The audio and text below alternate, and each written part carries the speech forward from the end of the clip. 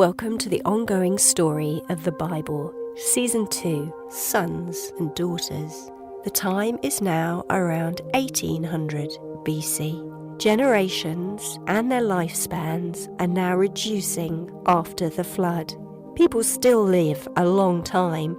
After Sarah dies, aged 127, Abraham, the 20th generation since Adam, asks his most trusted servant, Eliezer, to find a bride for his son Isaac. The bride must not come from Canaan, but she must be from his own family in Mesopotamia, Babylon. Eliezer makes the long 500-mile journey and thinks he's found the one at a well. Episode 5. A Bride for a Son. Rebecca, meaning to bind or captivating, goes home and tells her family about the man that she's met at a well. Her brother Laban, meaning white, goes back to check the story and meet the stranger. Laban invites him to their home, where Eliezer tells the family the whole story. They recognise that God has planned this and give their permission to Rebecca to marry. Now Eliezer makes gifts to the family and arranges to leave. Rebecca agrees to the match and they set off for Canaan. The camel train crosses the desert, and in the evening light, Isaac, now 40 years old, is sitting in the peace of the evening, meditating when he sees them. Rebecca dismounts her camel as she sees Isaac in the distance and veils her face. When the two meet, Isaac takes Rebecca to his mother's tent and she becomes his wife. Abraham now remarries and has more sons, and aged 175, just before he dies, he sends his new sons away and leaves his entire inheritance to Isaac. Ishmael, the elder half-brother of Isaac, returns for his father's funeral, and together they bury their father in the cave which Abraham had bought for Sarah. Now, like her mother-in-law before, Rebecca cannot conceive. So, after 20 years of marriage, Isaac and Rebecca have produced no heirs. So, Isaac, now almost 60 years old, asks God to give them children. And miraculously, Rebecca becomes pregnant. The pregnancy is difficult, and there is a struggle within her womb. God tells her that it's because she's carrying two nations, twin brothers. God says that the younger brother will be the strongest, and he will be served by his older brother. The birth is dramatic, and the brothers come out of the womb, the second baby holding on to the first baby's heel.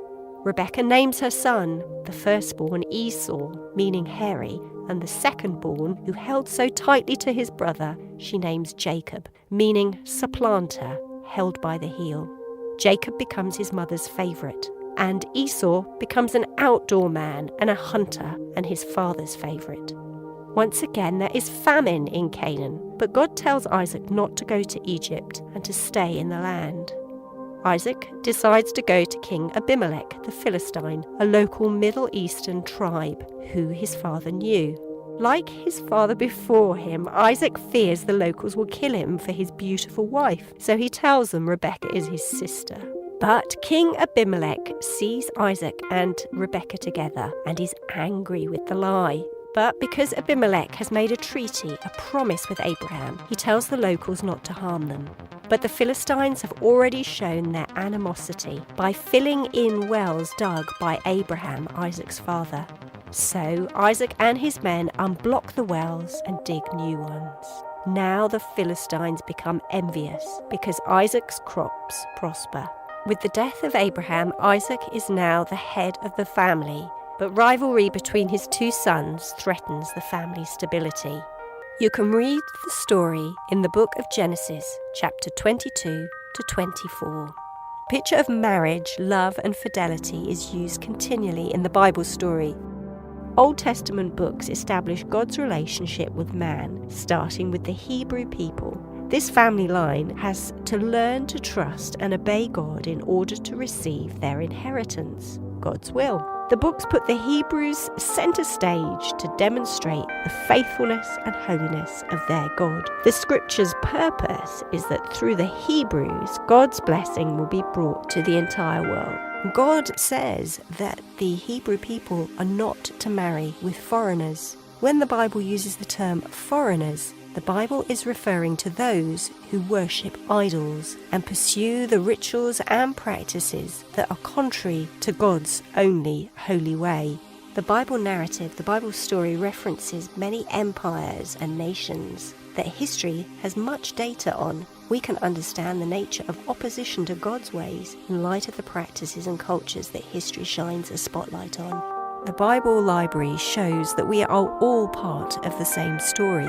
The Bible lists the firstborn to receive inheritance, and throughout the story the firstborn has a key role. Israel is the nation called God's firstborn son, and God told Abraham that through his seed all nations, all peoples on earth would be blessed. The Bible lists family trees and tribes, giving a DNA, a place and a context to its characters. Rather than view a tribal reference as a racial context, you can look at the family DNA. How was that family established? Which can enlarge on a character's motives. It's a bit like listening to a global news story if you don't appreciate a country's history. Its conflicts and its past give greater context to the story. If the context is not given, the true story is lost. Despite tribes being referenced in the Bible story, there are always characters who stand out from their tribal DNA. Listen in for the next installment of the ongoing Bible story.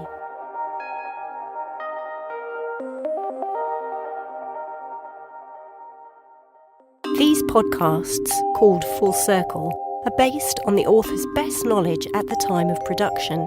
They've been created from the Bible texts, commentaries, and historical studies. The Bible is God's living word, and its story and learning is unfolding and ongoing.